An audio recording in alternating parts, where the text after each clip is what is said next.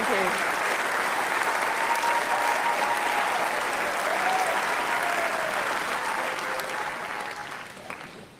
you. My friends, it's great to be with you here in Birmingham. It's fantastic to see the cranes across the skyline building new buildings, the busy trams coursing down the streets, and the bull standing proudly at the heart of Birmingham. My friends, this is what a city with a Tory mayor looks like.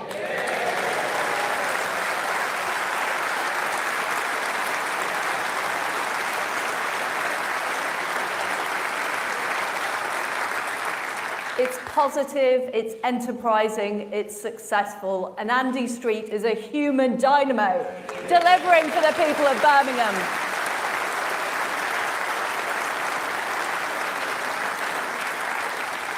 And our Teesside Mayor, Ben Houchin, is also delivering new jobs and investment. This is what modern conservatism looks like. Let's get Tory mayors elected in London, in Manchester, in West Yorkshire, and right across our great country.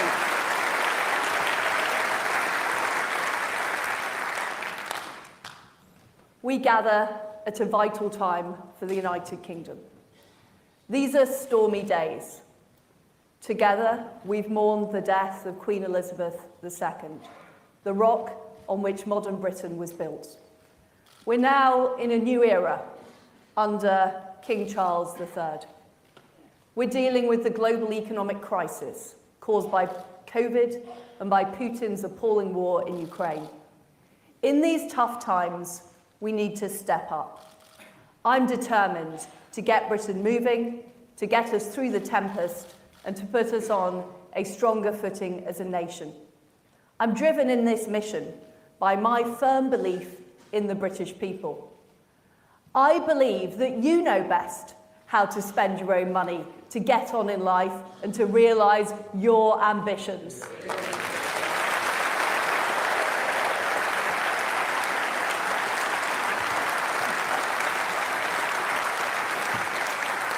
My friends, that is what conservatism is about. It's a belief in freedom, in fair play, and the great potential of the British people. So I'm not going to tell you what to do, or what to think, or how to live your life. I'm not interested in how many 2-for-1 offers you buy at the supermarket, or how you spend your spare time, or in virtue signalling. I'm not interested in just talking about things, but actually in doing things. What I'm interested in is your hopes and fears that you feel every day. Can you get a good job locally? Is it safe to walk down the high street late at night? Can you get a doctor's appointment? I know how you feel because I have the same hopes and fears. I want what you want. I've fought to get where I am today. I've fought to get jobs, to get pay rises, and get on the housing ladder. I've juggled my career with raising 2 wonderful daughters.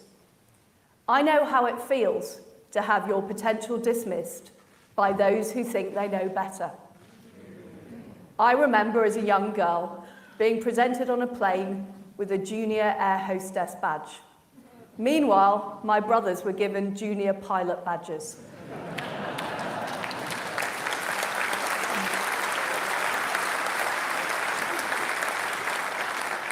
It wasn't the only time in my life that I've been treated differently for being female or for not fitting in. It made me angry, and it made me determined. Determined to change things so other people didn't feel the same way.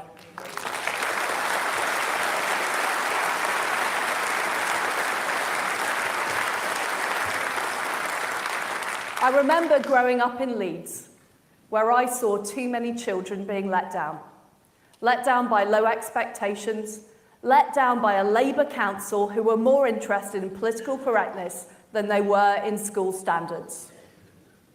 But I was lucky to have been brought up in a family that cared about education. They taught me the value of hard work and enterprise. And I stand here today as the first Prime Minister of our country to have gone to a comprehensive school.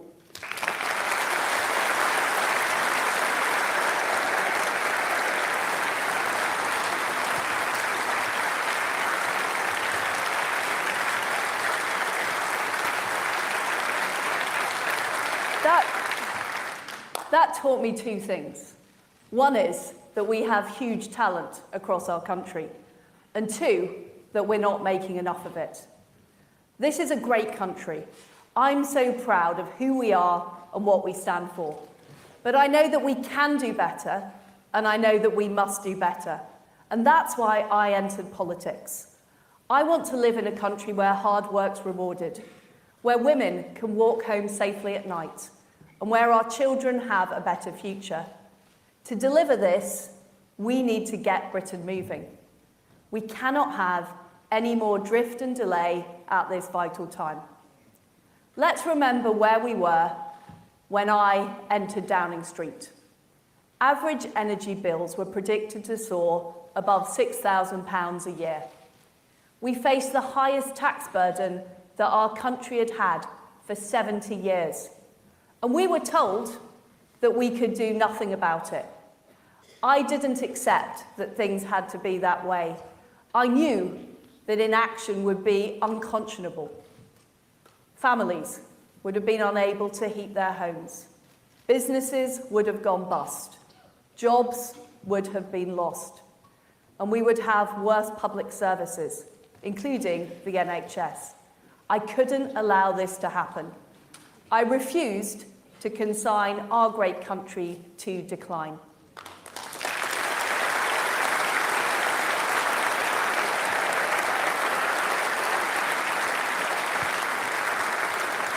And that's why I promised on entering Downing Street to act.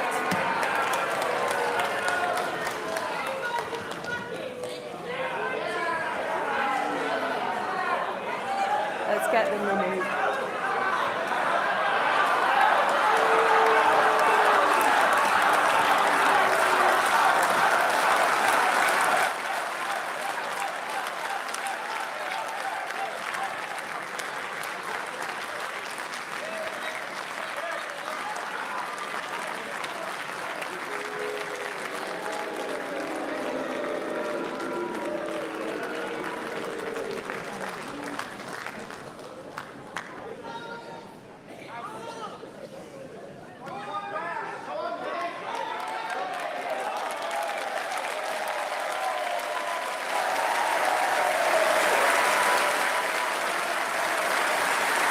Now,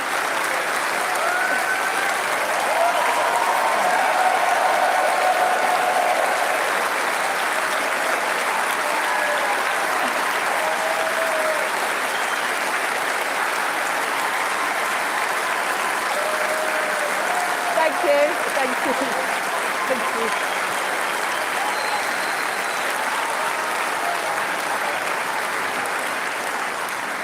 Now, later on in my speech, my friends, I'm going to talk about the anti-growth coalition. But I think they arrived in the hall a bit too early. They were meant to come later on. So we'll get on to them. We'll get on to them in a few minutes. But what we did is we acted. We made sure that the typical household energy bill shouldn't be more than around £2,500 a year this winter and next. We followed up with immediate action to support businesses over the winter.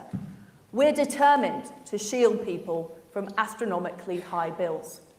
So much so that we are doing more in this country to protect people from the energy crisis than any other country in Europe.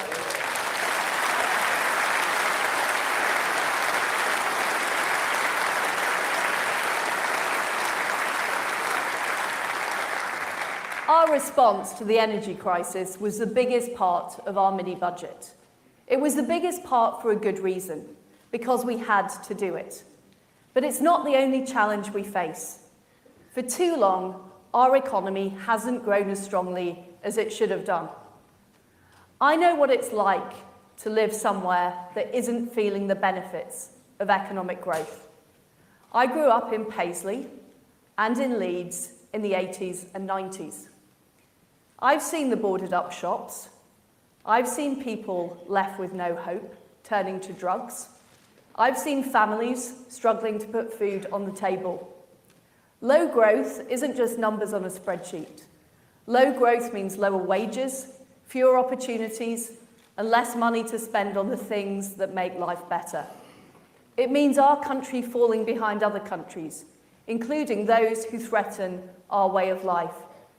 And it means the parts of our country that I really care about falling even further behind. That is why we must level up our country in a conservative way, ensuring everywhere, everyone can get on.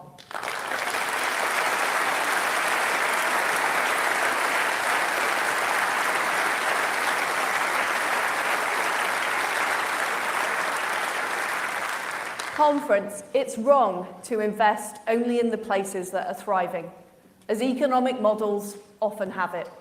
We need to fund the furthest behind first. And for too long, the political debate has been dominated by the argument about how we distribute a limited economic pie. Instead, we need to grow the pie so that everyone gets a bigger slice.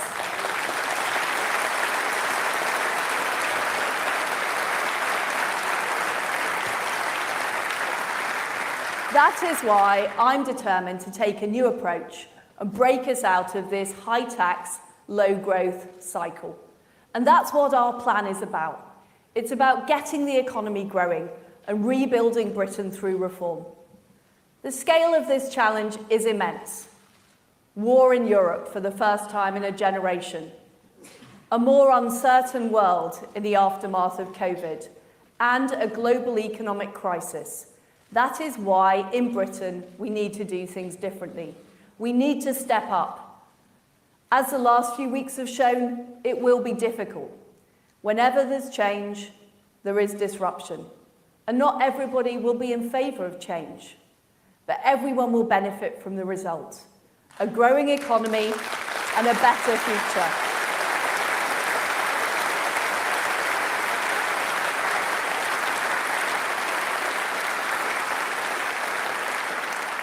That is what we have a clear plan to deliver. I have 3 priorities for our economy: growth, growth, and growth.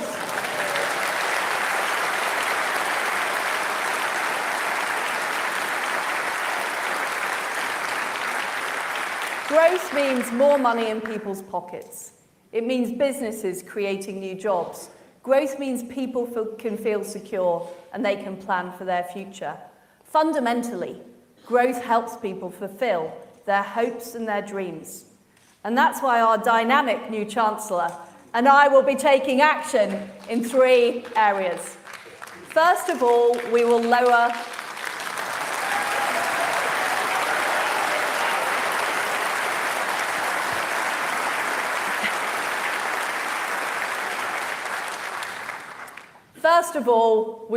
our tax burden.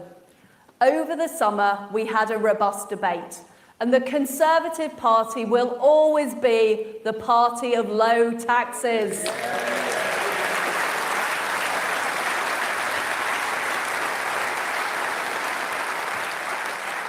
Cutting taxes is the right thing to do, morally and economically. Morally, because the state doesn't spend its own money. It spends the people's money. Economically, because if people keep more of their own money, they're inspired to do more of what they do best. That's what grows the economy. When the government plays too big a role, people feel smaller. High taxes mean you feel it's less worthwhile working that extra hour, going for a better job, or setting up your own business.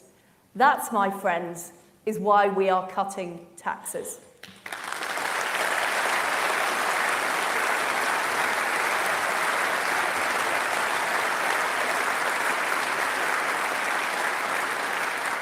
We've already cut stamp duty, helping people on the housing ladder, especially first-time buyers. We're reversing the increase in national insurance from next month. And we're keeping corporation tax at 19%, the lowest in the G20. We're also helping 31 million working people by cutting the basic rate of income tax.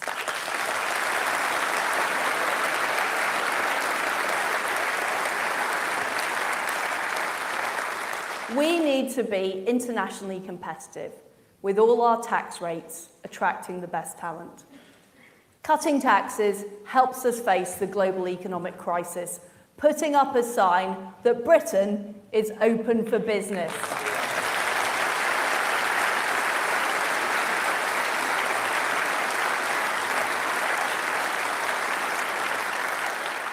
The fact is that the abolition of the 45p tax rate became a distraction from the major parts of our growth plan.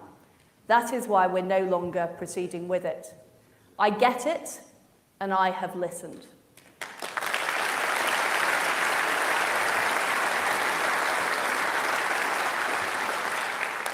Secondly, we will keep an iron grip on the nation's finances. I believe in fiscal responsibility. I believe in getting value for the taxpayer. I believe in sound money and a lean state. I remember my shock opening my first paycheck to see how much money the taxman had taken out. I know this feeling is replicated across the country.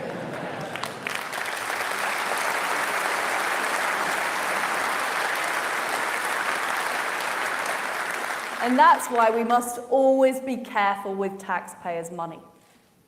It's why this government will always be fiscally responsible. We are in extraordinary times.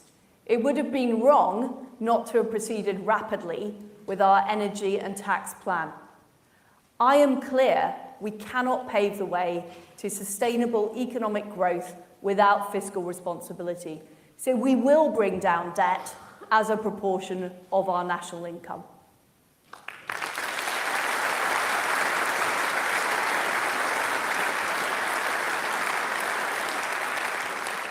We are seeing rising interest rates worldwide in the wake of Putin's war and COVID. The Federal Reserve has been hiking rates in America and has signalled more rises to come. Inflation is high across the world's major economies. We will do what we can as a government to support homeowners, such as cutting stamp duty. But it's right that interest rates are independently set by the Bank of England and that politicians do not decide on this. The Chancellor and the Governor will keep closely coordinating our monetary and fiscal policy. And the Chancellor and I are in complete lockstep on this.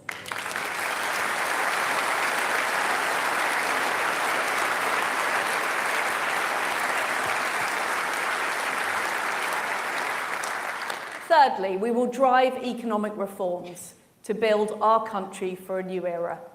We're taking a new approach based on what's worked before. Previously, we faced barriers to growth like militant unions, nationalised industries, and outdated city regulation. Now we must break down the barriers to growth built up in our system over decades. Decisions take too long. Burdens on businesses are too high. Infrastructure projects get delayed for years and years and years. As a result, we've seen economic growth choked off. Houses haven't been built where they are needed and wanted, and we've become averse as a nation to doing things differently. I love business. I love enterprise. I love people who take responsibility, start their own businesses, and invest.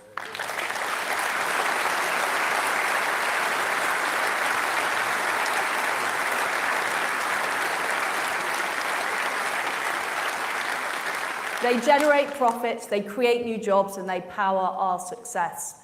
And I want to see more of that. That's why we will back business to the hilt. We're cutting taxes and we're simplifying red tape to help businesses realise their ambitions. And this is what our new investment zones will do, helping us level up across the country. We're going to be inspired by the great hubs of industry like Bourneville here in the West Midlands. And that's what zones in places like here and around the country will deliver. We want to create the zones in England, Scotland, Wales and Northern Ireland. Now is the time to harness the power of free enterprise to transform our country, ensure that our greatest days lie ahead.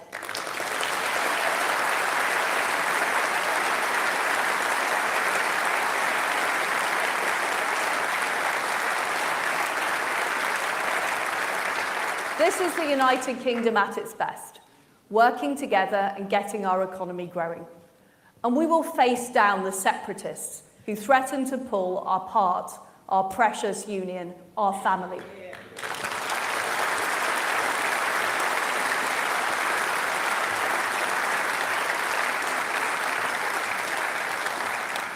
Next year, we will host the Global Investment Summit. This will show the world's top investors there's nowhere better to invest than the UK. And we're seizing the newfound freedoms outside the European Union. We're the party who got Brexit done, and we will realise on the promise of Brexit.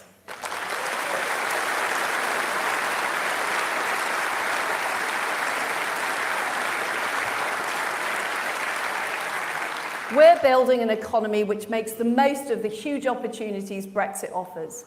By the end of the year, all EU red tape will be consigned to history.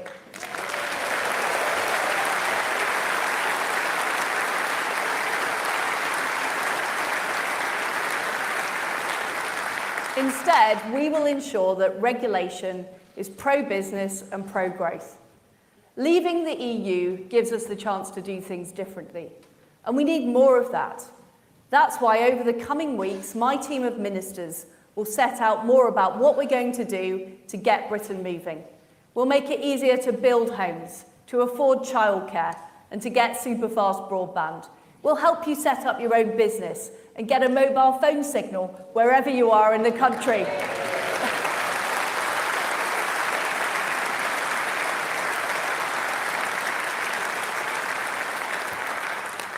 We are in tough times, but I want you to know that day in, day out, I'm thinking about how we get this country moving. I'm working flat out to make sure people can get through this crisis. So let me be clear, we have your back.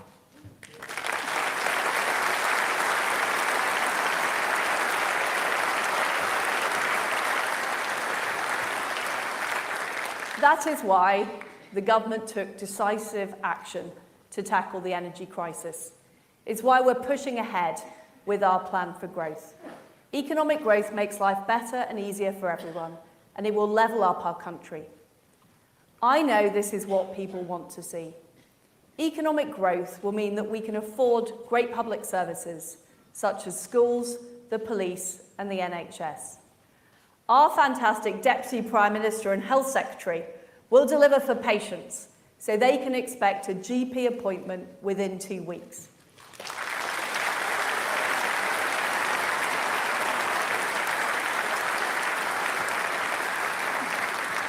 She will ensure that those who need urgent care will be seen on the same day.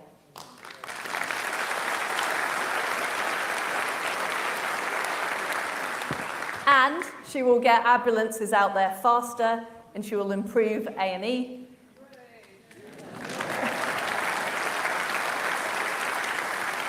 And she will bust the COVID backlog. That's not all.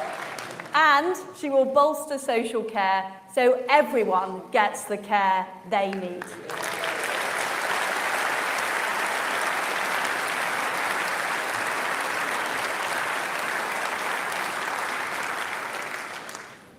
We are working to put this country on the path to long-term success. That means ensuring we are safe and secure. One of the reasons we're facing this global crisis is because collectively the West did not do enough. We became complacent. We didn't spend enough on defense. We became too dependent on authoritarian regimes for cheap goods and cheap energy. And we did not stand up to Russia early enough. We will make sure this never happens again.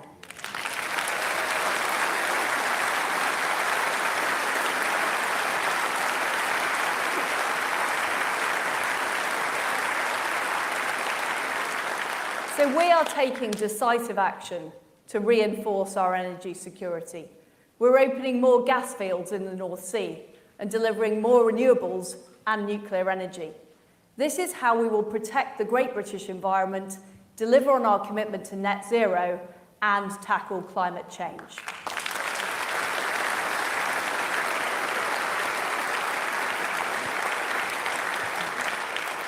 We're also taking decisive action by strengthening our borders and beefing up our border force and expanding the Rwanda scheme. Our brilliant new Home Secretary will be bringing forward legislation to make sure that no European judge can overrule us.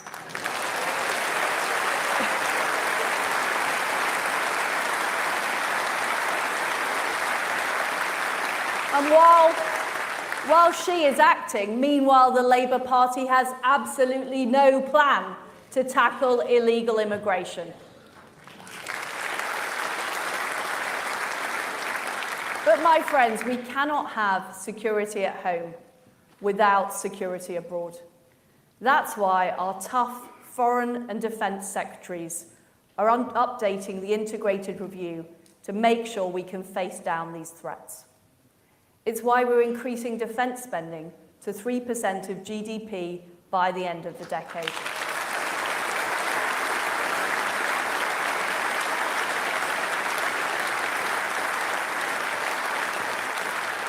This will ensure that our armed forces are ready to tackle new and emerging threats. We're working with our friends and allies to support Ukraine in the face of Putin's brutal war.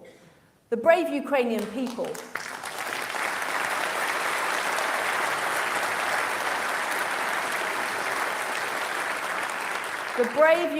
people aren't just fighting for their security, but for all our security. This is a fight for freedom and democracy around the world. Putin's illegal annexation of Ukrainian territory is just the latest act in his campaign to subvert democracy and violate international law. We should not give in to those who want a deal which trades away Ukrainian land. They are proposing to pay in Ukrainian lives for the illusion of peace. We will stand with our Ukrainian friends, however long it takes. Ukraine can win, Ukraine must win, and Ukraine will win.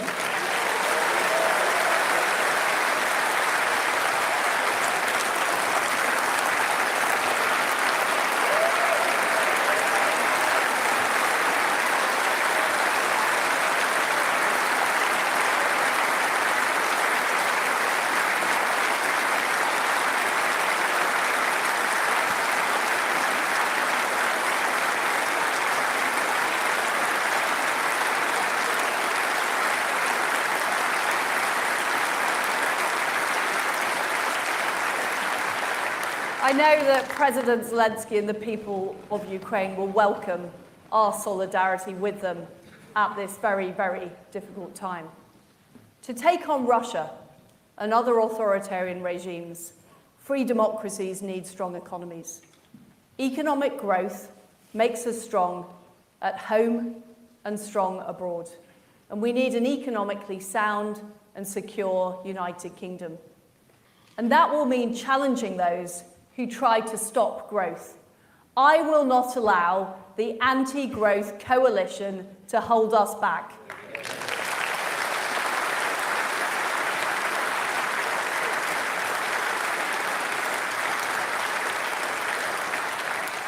Labour, the Lib Dems, the SNP, the militant unions, the vested interests dressed up as think tanks, the talking heads, the Brexit deniers, Extinction Rebellion, and some of the people we had in the hall earlier.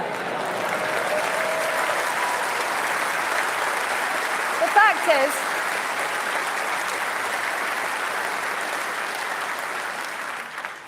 they prefer protesting to doing. They prefer talking on Twitter to taking tough decisions. They taxi from North London townhouses to the BBC studio to dismiss anyone challenging the status quo.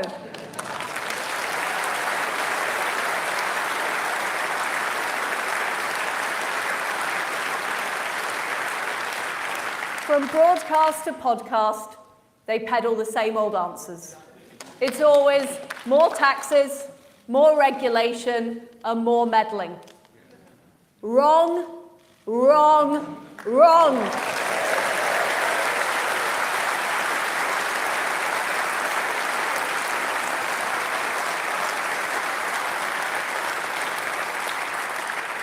We see the anti-growth coalition at work across our country. Keir Starmer wants to put extra taxes on the companies we need to invest in our energy security. And his sticking plaster solution will only last 6 months. He has no long-term plan and no vision for Britain.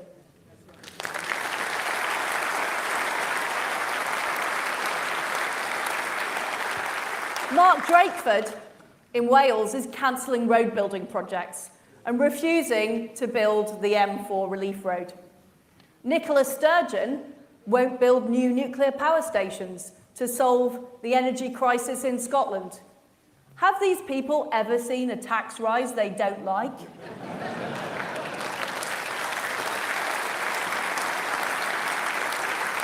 or an industry they don't want to control? They don't understand the British people. They don't understand aspiration. They are prepared to leave our towns and cities facing decline.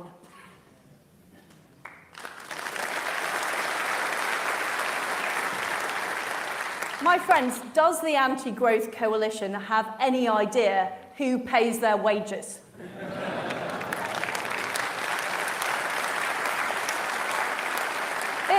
It's the people who make things in factories across our country. It's the people who get up at the crack of dawn to go to work. It's the commuters who get trains into towns and cities across our country. I'm thinking of the white van drivers, the hairdressers, the plumbers, the accountants, the IT workers, and millions of others up and down the UK.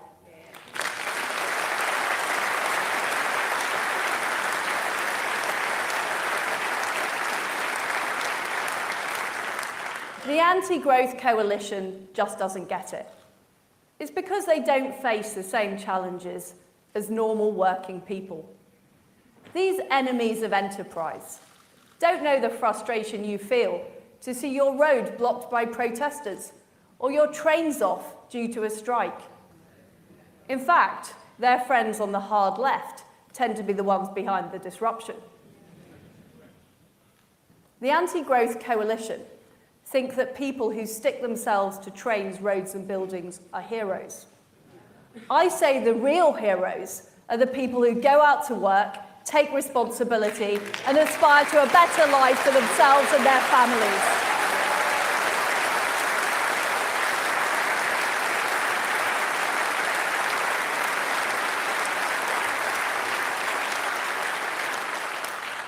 And I am on their side.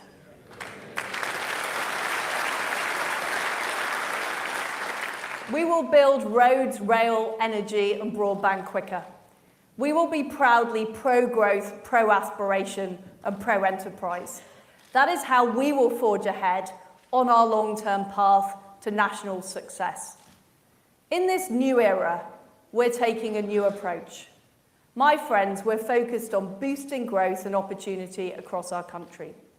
This mission will be difficult, but it is necessary. We have no alternative if we want to get our economy moving again. I'm ready to make the hard choices. You can trust me to do what it takes. The status quo is not an option.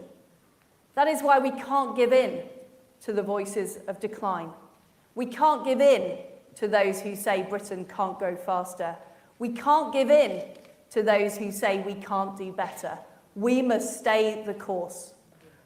We're the only party with a clear plan to get Britain moving.